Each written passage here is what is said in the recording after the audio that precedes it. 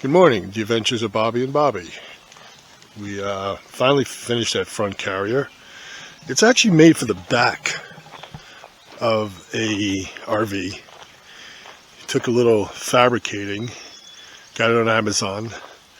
It the holes were off quite a bit, as any other some of the Chinese products. It's sturdy though. It is extremely strong.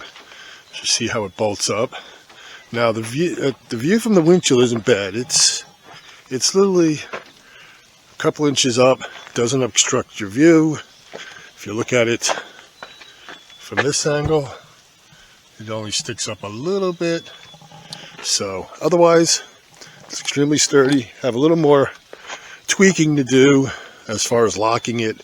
Also, I'm going to probably put hardened steel bolts in that hold the tire.